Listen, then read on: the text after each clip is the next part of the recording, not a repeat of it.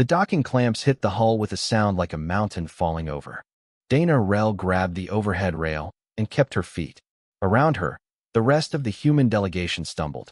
Ambassador Ludo Far caught himself on the wall, straightened his jacket collar, and pretended nothing had happened.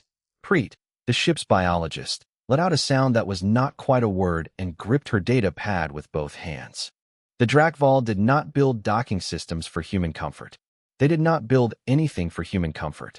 The airlock opened, and the heat hit Dana like a door slamming in her face. It was not dangerous heat. The atmospheric team had already confirmed that, but it was the kind of heat that reminded you, immediately and without kindness, that this place was not made for you. Dana slung her tool bag over one shoulder and followed the group into the corridor beyond. The royal barge Eternal Cinder was enormous in the way that mountains are enormous, not just big, but heavy in a way you felt in your chest. The ceilings were 6 body lengths above the floor. The walls were carved from something dark and smooth, with veins of deep orange running through it like trapped fire.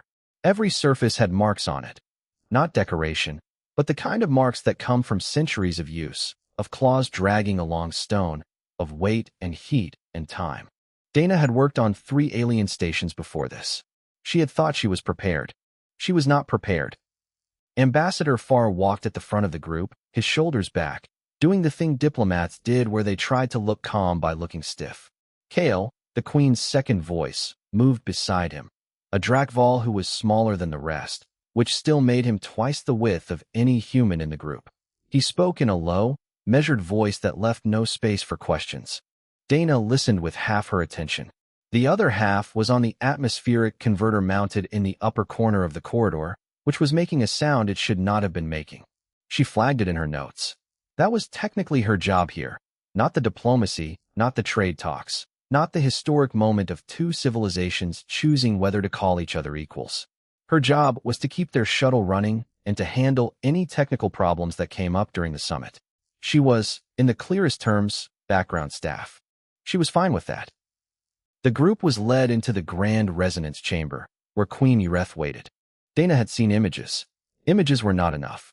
Yreth was silver and violet, not 2 colors side by side, but layered, so that when she moved, the silver shifted to show the violet underneath like something alive in deep water. She was old in a way that had nothing to do with looking weak.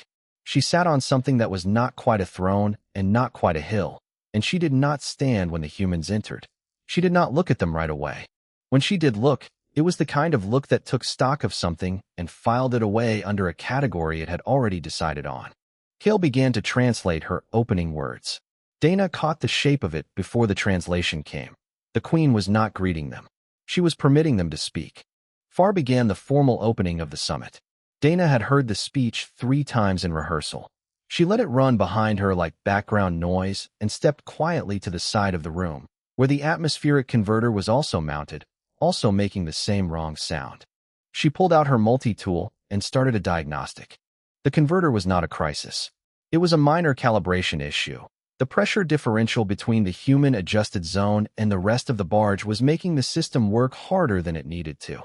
She noted the adjustments, marked them, and decided she could fix it properly later, during a recess.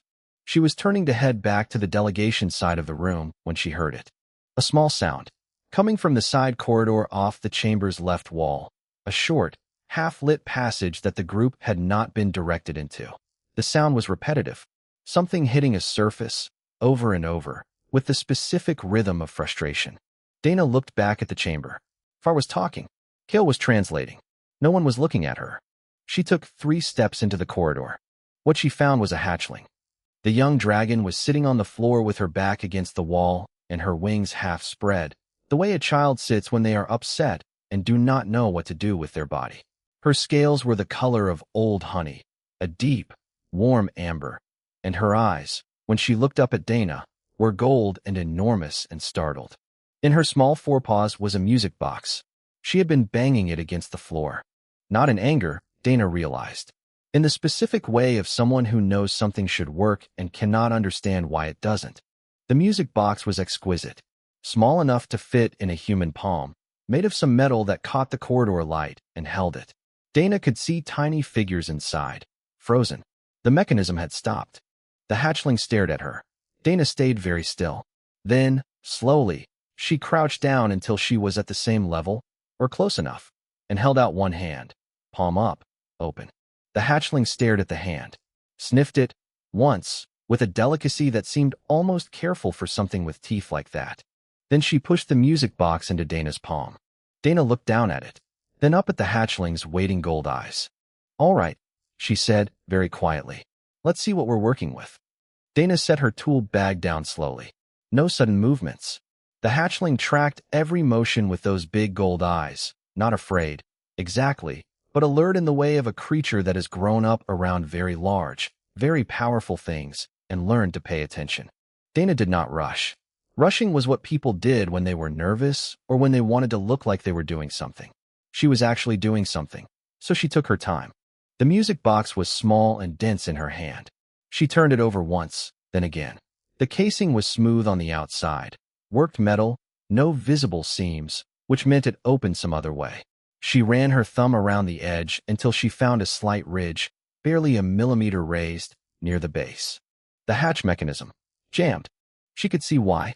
The metal along the ridge was slightly warped, bent inward just enough to catch on the inner frame.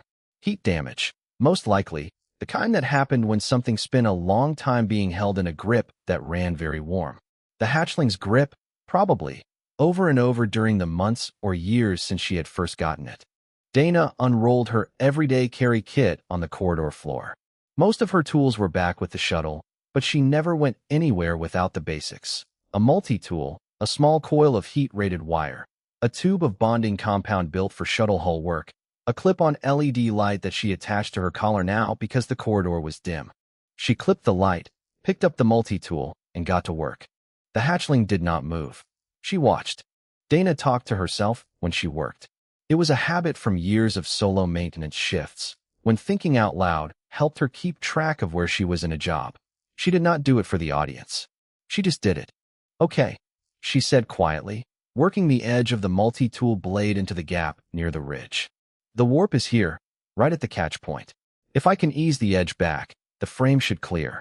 She paused, feeling the resistance. "Easy. Don't force it. Forcing it is how you turn a small problem into a different problem." The hatchling's head tilted. She took one small step forward. Dana did not look up. She kept working.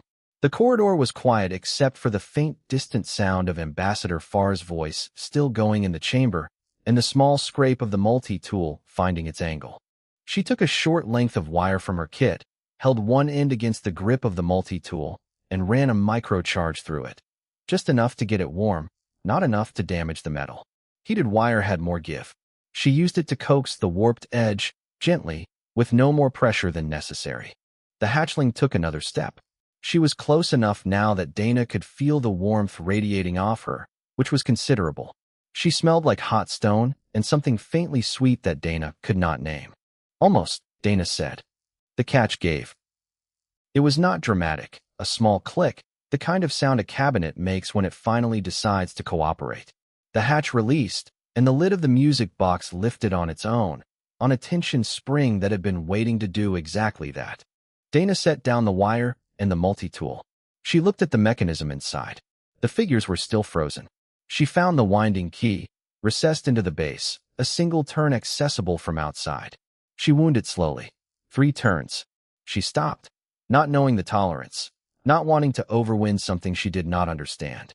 The mechanism began to move.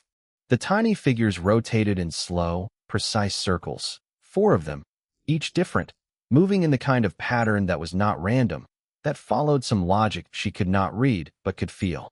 And then the sound came. It was not music the way Dana thought of music. It was not melody or rhythm in any form she would have used those words for. It was more like tones, crystalline, spiraling upward, and then doubling back, overlapping in a way that made the air around them feel slightly different, slightly more full. The hatchling went still. Not startled still, deep still, the kind of still that is the body catching up to something the heart already understood. Dana set the music box on the floor between them. The hatchling did not reach for it right away. She watched it for a long moment, the turning figures, the spiraling sound, and then she reached out one small clawed finger and touched one of the figures. Just touched it. with a gentleness that seemed almost careful for a creature with those claws. From the far end of the corridor came a voice. "Dana," Preet whispered. "Dana, what? Is that is a baby dragon." Dana looked up. Preet was standing at the corridor entrance, data pad held against her chest, eyes enormous. Dana waved her off without looking away from the hatchling. The hatchling made a sound. Low, resonant, sustained, the kind of sound that came from somewhere deep in the chest. Dana did not know what it meant. She had not been briefed on Drakval hatchling vocalizations, but she had heard enough living things in her life to know what contentment sounded like, even when she had never heard it in that particular voice before. The hatchling looked at the music box. Then she looked at Dana. Then she leaned forward, very slowly, and pressed her small snout against Dana's knuckles. Just briefly. Just once. Preet's hand closed around Dana's sleeve. Neither woman had noticed the large shape that had appeared, without a sound, at the far end of the corridor behind them. Queen Yreth had been looking for Sora for 11 minutes. This was not unusual. The hatchling wandered. She had always wandered. Even before she could walk properly, she would drag herself toward whatever interested her with a single-mindedness that Yreth recognized as her own and did not know what to do with. The instinct was correct. The timing was not always convenient. Yreth did not send staff to find her. She never did. The staff did not know what to do with Sora, and Sora had decided, at some point in the past 6 months, that Yreth's presence was the specific thing she returned to, the fixed point she navigated from. This was not nothing. Yreth understood it as what it was, even if she said very little about it. She moved through the side corridors of the eternal cinder quietly. Her size made silence difficult in most places, but she had spent 4 decades on this ship. She knew which stones held weight, which passages had room, where to step and where not to. She moved like something that belonged exactly where it was. She heard the voice before she reached the corridor.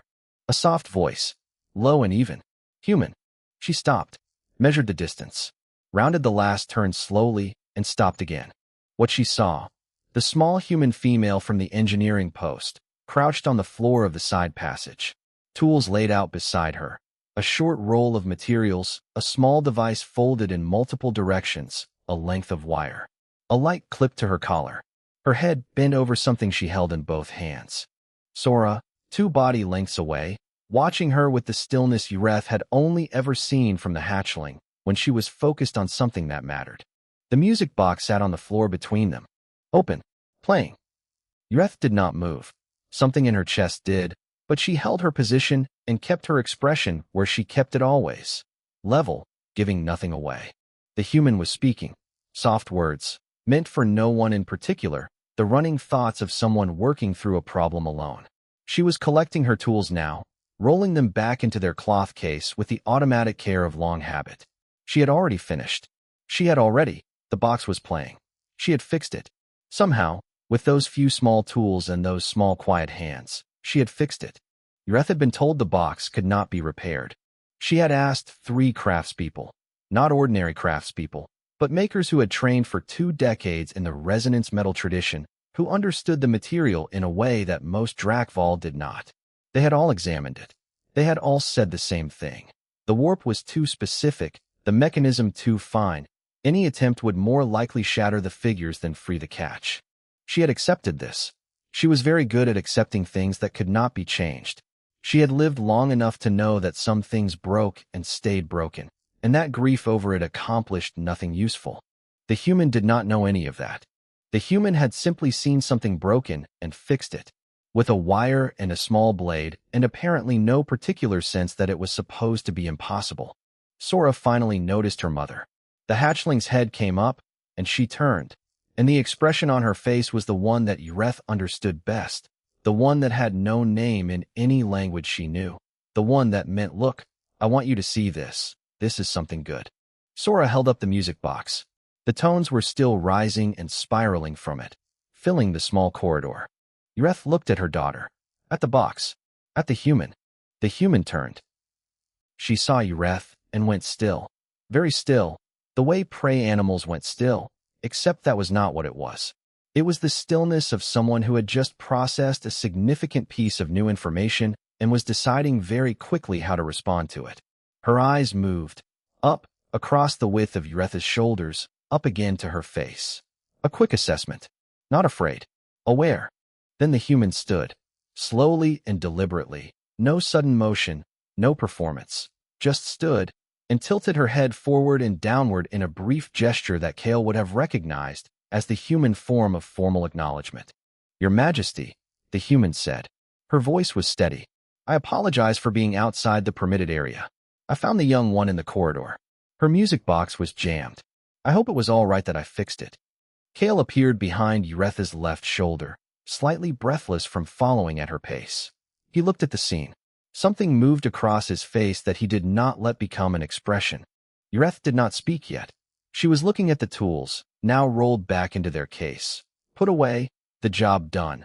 The human already preparing to leave the space as she had found it. She was looking at the wire, the short bright length of it still curled on the floor, which the human now bent to collect and fold back into her bag. She was looking at the music box in Sora's paws, playing, turning, doing what it had not done in more than a year. A very long time had passed since something surprised Ureth. She was trying to determine what, exactly, she was feeling. It was not simple. It was the sensation of a certainty shifting, not breaking, not collapsing, but moving, like a stone in a foundation that turns out to have more give than anyone expected. It was uncomfortable. It was also, in a way she could not immediately explain, something else. She looked at the human. The human looked back, waiting, calm enough. "Come," Ureth said at last. Kale translated, though the word needed no translation. "The summit will continue. You will come." It was not phrased as a request. Ambassador Far had many skills. Remaining calm when the ground shifted under him was one of them.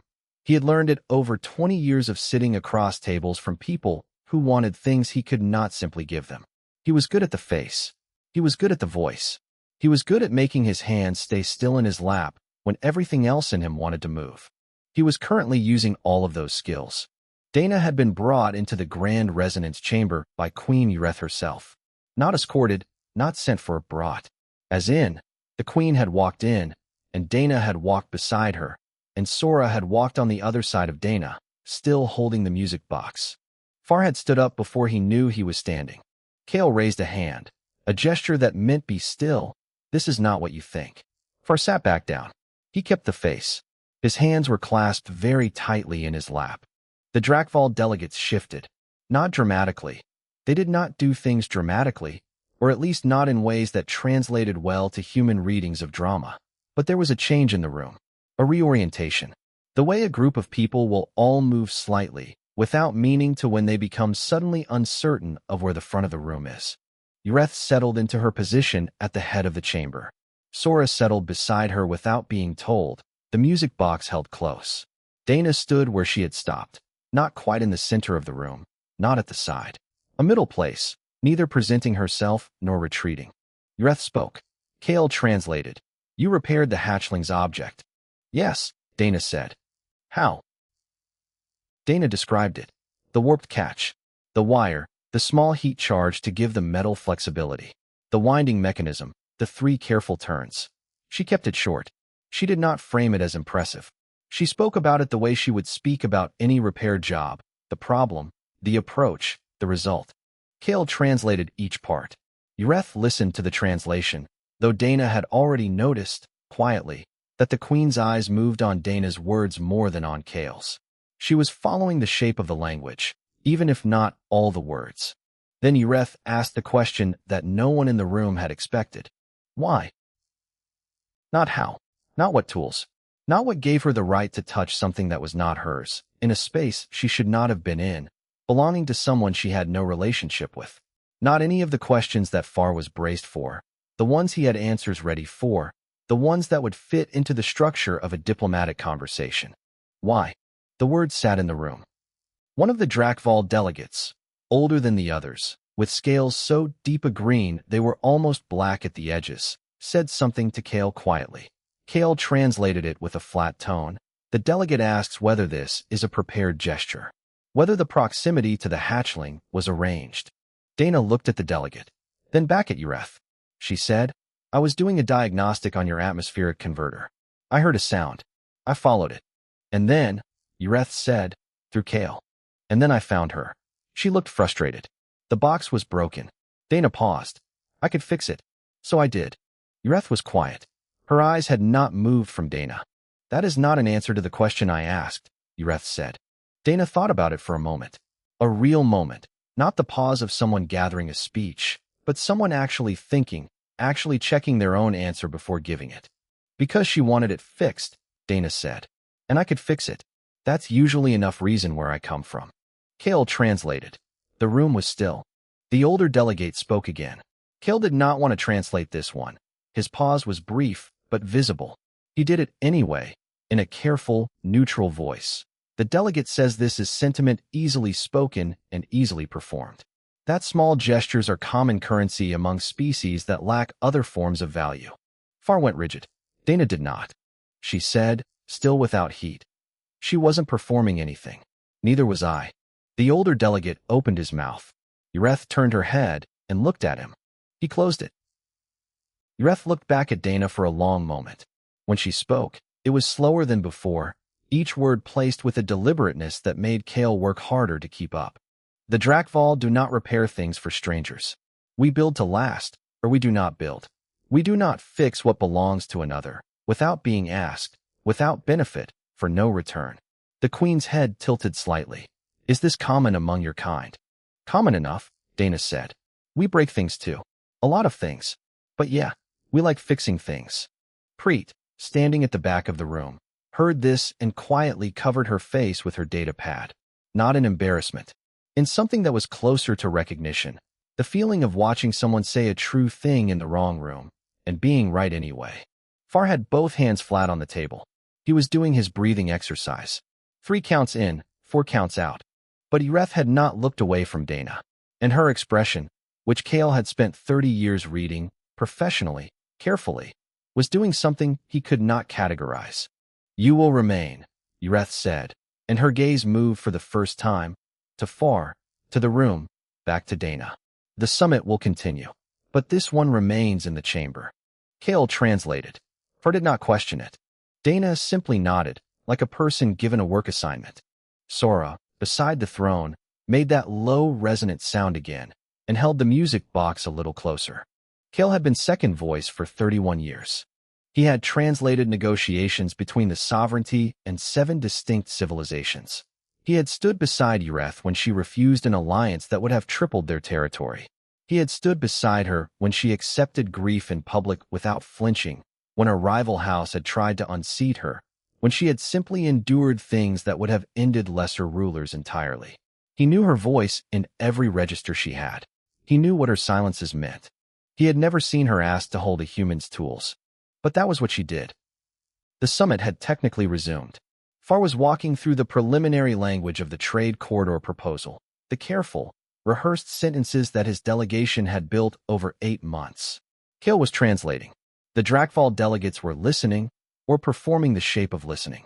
Yreth was looking at the cloth roll of tools that Dana had set on the floor beside herself when she sat down. After perhaps 4 minutes, Yreth spoke, not to Far, not to the room, but across the chamber to Dana directly. It was an interruption, but she was the queen and the concept of being interrupted did not fully apply to her. Kale translated, show me the tools you used. Far paused mid-sentence. Dana unrolled the cloth case and held it out toward Yreth. A servant carried it across the chamber. Yreth took the case, and then the multi-tool specifically, picking it up between 2 claws and turning it in the corridor light that filtered through the chamber's high windows. She examined it for a long time. The room was quiet in the specific way that rooms go quiet when the person with the most power in them is doing something unexpected. This is what you used, Yreth said at last. Still not a question. Yes, Dana said.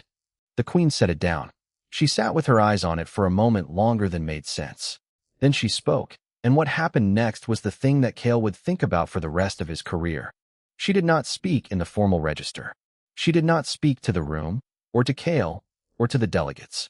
She spoke in the old form of Drakval, the register reserved for statements too large to release into open air, the form that meant I am saying this because it must be said and not because I wish to say it. Kale went cold. He translated, because that was his function and he was still a professional, but his voice came out quieter than usual. she says. The music box was made by her clutchmate, her sibling, the one who shared her hatching season. He paused, because Yreth paused. Her sibling died before Sora was hatched. The box was the last object her sibling made. She placed it in the nest with Sora's egg before the hatching. Another pause. Sora does not know this. She has never been told. The room was very still. Kale kept going, because Yreth's voice kept going. When the box broke, she asked her craftspeople to repair it. They said it could not be done without risk of destroying what remained. She accepted this. She decided that some things, once broken, stay broken. She had made her peace with it. The delegates did not speak. Far did not speak. Preet, in the back of the room, had gone very quiet. Dana was looking at Yreth. Not at the box. Not at the floor. At the queen. Yreth had stopped speaking. She was not looking at Dana. She was looking at the music box in Sora's paws, still turning, still making its spiraling sound, filling the chamber with tones that had been silent for over a year. Dana said, "I didn't know." She said it simply. No apology built into it. No performance of regret. Just the fact, offered honestly. "I just saw it was fixable," she said. A beat of silence. "I'm sorry about your sibling." Yreth's head turned. Slowly. The way something large moves when it is deciding whether to move at all. She looked at Dana for a long moment. Kale had a word for most of her expressions. He had made a private study of them over 30 years because his job required it. This one had no word. It was not grief, not gratitude, not the calculated warmth she deployed in certain negotiations. It was something underneath all of that, something structural. The expression of a person finding that a wall they had built carefully and relied on for a long time was not, in fact, load-bearing. Sora had been sitting beside her mother throughout all of this, following the voices with the attention of a creature who understood tone even when she could not follow every word. She was tired. She leaned, a small, automatic lean, the unthinking kind, against Yreth's foreleg. The way a child leans against a parent without deciding to. Yreth went still. She looked down at Sora, at the music box, at the open, playing, mended object that a human had fixed with wire and a small blade while sitting on a corridor floor and talking to herself. She did not speak for a very long time. The summit was technically still in session. The trade proposals were still waiting. 8 months of preparation, 2 interstellar travel legs, the most carefully worded document the human continuum's diplomatic corps had produced in a decade. All of it was still waiting in Far's hands, ready for the next sentence. Nobody pushed for the next sentence. Some rooms know when they need to be still. This was that kind of room. Yreth spoke first.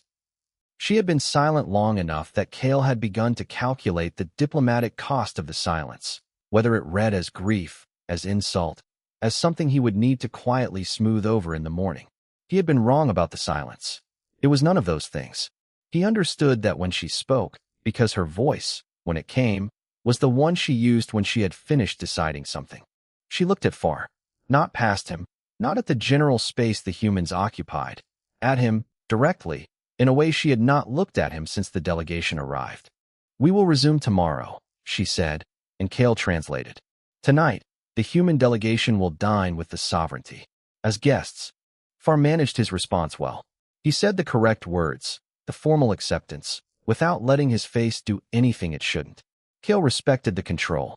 He also knew, and he saw from the shift in the older delegate's posture that others knew, exactly what the word guests meant in that sentence. They had arrived as petitioners, a younger species requesting acknowledgement from an older one, a position the Drakval had never pretended was anything else. Guest was a different word. Guests implied the door had been opened from the inside. The session closed. People began to move. Dana bent to collect her tool case from the floor. She was straightening up when Sora appeared at her elbow, not with the caution of their first meeting in the corridor, but with the easy directness of an animal that has decided, on whatever terms make sense to it, that a particular person is fine. Sora pressed something into Dana's palm. It was a scale. Small for a Drakval, which made it roughly the size of Dana's thumb. Deep amber, slightly warm, with the particular quality of something that had just shed naturally, not taken. Dana looked at it. "What does this mean?" she asked, not to anyone in particular. Kale, passing behind her on his way to attend the queen, paused. He looked at the scale. Then he looked at Dana with the expression of a man who has spent 30 years dealing in the careful currency of meaning and has just seen someone handed a very large coin without knowing its weight. Among the Drakval, he said, a shed scale given freely is given only to those trusted with something real. Not an ally, not a useful party, something more specific. He paused, choosing the word. Someone who is safe. He moved on. Dana stood with the scale in her palm for a moment. Then she folded her fingers around it and put it in her jacket pocket. Preet appeared at her shoulder. What just happened? She said. It was not entirely a question. We fixed a toy, Dana said. We didn't fix anything. You fixed a toy. I watched from a wall. You kept quiet, which was also helpful. Preet considered this. The trade corridors, she said. We haven't even gotten to the trade corridors yet. We have not had a single substantive diplomatic exchange. And we are now guests. Because you fixed a toy. The toy needed fixing, Dana said. Preet stared at her. The way you stare at someone who has said something either very simple or very profound, and you cannot determine which.